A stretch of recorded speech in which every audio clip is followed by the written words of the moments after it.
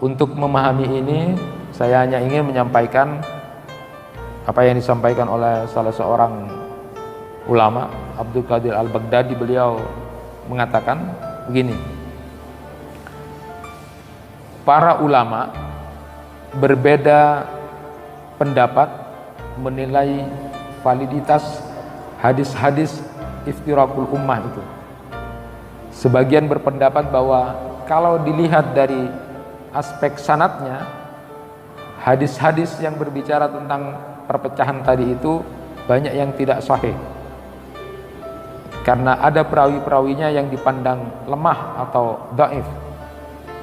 Tetapi sebagian yang lain menganggapnya sahih atas dasar bahwa diriwayatkan dari banyak jalan, banyak sahabat yang menyampaikan hadis ini.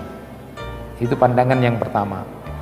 Pada titik ini, hadis ini menerangkan keterbatasan umatnya Nabi Muhammad yang tergolong kelompok yang selamat atau firqah najiyah itu, atau taifah al-mansurah, yang secara umum golongan yang selamat itu adalah disebut ahlus sunnah wal jamaah, yaitu orang-orang yang mengikuti sunnah atau tradisi Nabi dan para sahabat. Lalu kemudian sebagian orang menafsiri sebagai golongan salafi. Nah, ini keterbatasan umat. Semua orang lalu kemudian menyatakan saya dan kelompok saya adalah ahlus sunnah. Yang satu juga bilang saya yang ahlus sunnah. Yang lain juga mengatakan saya yang ahlus sunnah wal jamaah. Lalu siapa yang sebenarnya ahlus sunnah wal jamaah itu? Dan siapa yang 72 golongan itu yang akan masuk neraka itu? Apakah 72 golongan yang dimaksud itu ada di dalam tubuh umat Islam ataukah di luar Islam? Karena semua kelompok mengakui sebagai ahlus sunnah.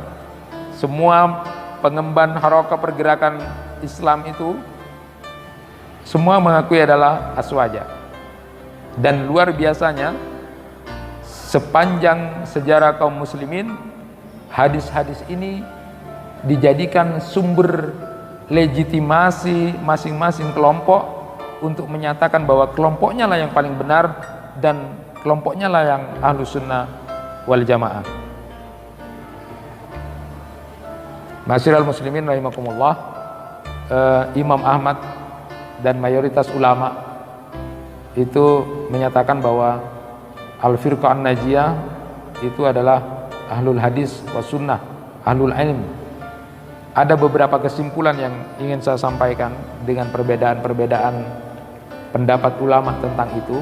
Pertama, bahwa hadis ini masih diperdebatkan sahih tidaknya.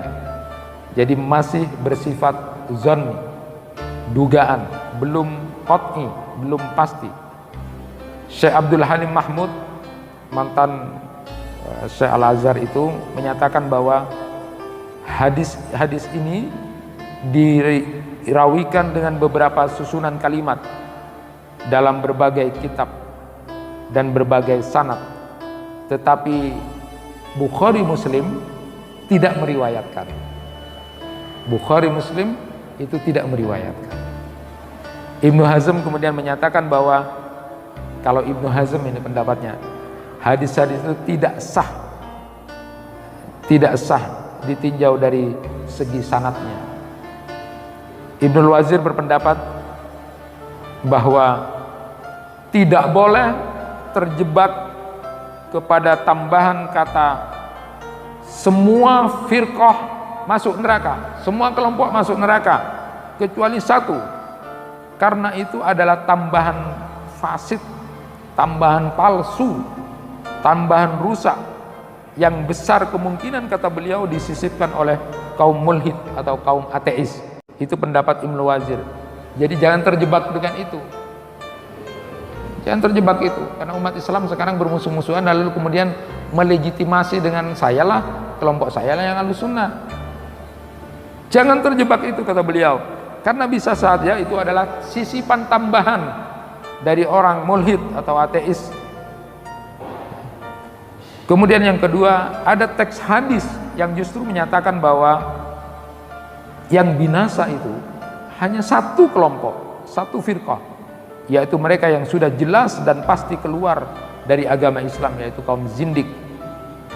Sedangkan semua firqah yang masih dalam lingkungan Islam dan umatnya Nabi Muhammad, 72 firqah yang lain kalau disebutkan begitu, semua akan selamat masuk surga. Nah, ini kemudian yang ketiga, bahwa yang benar dianggap selamat di antara umatnya Nabi Muhammad SAW dalam arti langsung masuk surga tanpa hisab dan tanpa kemudian hisab yang berat atau apapun namanya, maka itu cuma satu firqah saja. Itu yang dimaksud satu firqah. Sedangkan yang lainnya tetap masuk surga walaupun harus melalui hisab. Yang keempat, bahwa golongan yang disebut ada 70, 71, 73 hanya menunjukkan banyaknya firqah, bukan jumlah itu yang sebenarnya, sehingga tidak dapat diketahui dengan jelas siapa yang dimaksud. Ada orang yang kemarin mencoba-coba itu, ormas kelompok itu, kok kurang ya, ada yang bilang kok lebih, macam-macam itu. Jadi tidak ada begitu. Ini berbahaya kalau pemikiran seperti itu.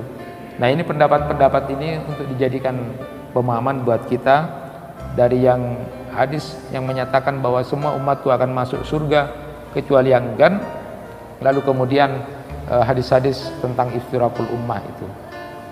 Nah, saya hanya ingin mengakhiri pada pengajian kali ini tentang apa yang disampaikan oleh Imam Al-Ghazali, pendapat dari Imam Al-Ghazali tentang hal ini.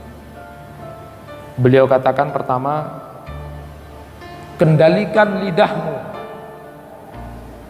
sejauh yang dapat kamu lakukan terhadap ahlul kiblah, orang-orang yang salat, yang menghadap kiblat, sepanjang mereka masih mengucapkan kalimat la ilaha illallah Muhammad Rasulullah tanpa sikap menentang. Jangan mengkafirkan mereka, karena itu berbahaya. Lebih baik kamu diam. Yang penting. Jadi Imam Al-Ghazali menyatakan al-haqqu yaduru fi kullil madzahib, kebenaran itu terdapat pada seluruh madhab dan aliran. Kendalikan selama orang itu masih bersyahadat, selama orang itu masih sholat, tidak boleh menjustifikasi, mengklaim dia tidak benar, dia neraka, saya surga, kelompok saya yang benar. Kendalikan, lebih baik diam, kata beliau. Yang kedua, jika kamu melihat seseorang yang hanya mempunyai keahlian fikih dan dia terlibat dalam mengkafirkan atau menuduh sesat orang lain, maka abaikan saja. Kamu tidak perlu terpancing dengan sibuk untuk meladeninya. Jadi tidak usah meladeni orang-orang yang berdebat begitu ya, karena tidak penting. Kemudian yang ketiga, sampaikan ajaran agama sesuai dengan kadar intelektual dan kemampuan orang. Untuk orang yang awam, hati-hatilah dengan penjelasan rasional. Untuk mereka yang terpelajar, sampaikan dengan cara-cara yang rasional. Ini penting. Jadi kalau berbicara dengan orang awam, berbicara dengan orang yang terpelajar, itu harus tahu objek dakwanya.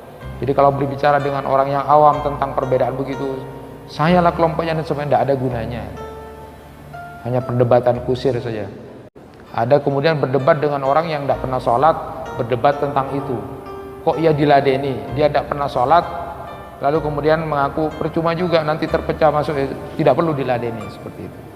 Kemudian bekerjalah, ibadahlah dengan tekun, jangan sia-siakan waktumu untuk melakukan ibadah kepada Allah dan ketaatan kepada Allah. Lalu kemudian jangan disibukkan dengan perdebatan-perdebatan yang tidak penting tentang persoalan-persoalan itu.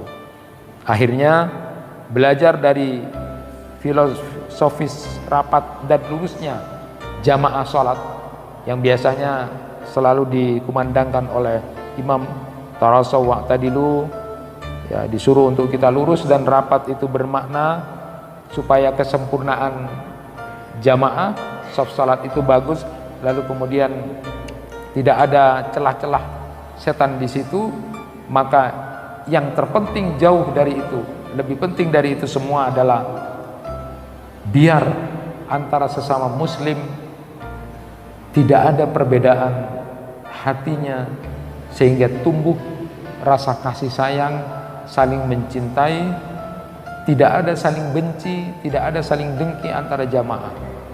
Jauh lebih penting itu yang dilakukan daripada kemudian berdebat sesuatu yang tidak penting dan kita tidak tahu tentang itu. Tumbuhkan rasa cinta, saling sayang, jauhkan rasa benci, rasa dengki di antara jamaah salat. Maknanya kaum muslimin harus saling menyayangi dan mencintai, sehingga orang-orang yang saling menyayangi dan mencintai inilah orang-orang yang nanti justru juga akan mendapatkan cinta dari Allah Subhanahu wa taala dan mendapatkan ridha dari Allah Subhanahu wa taala.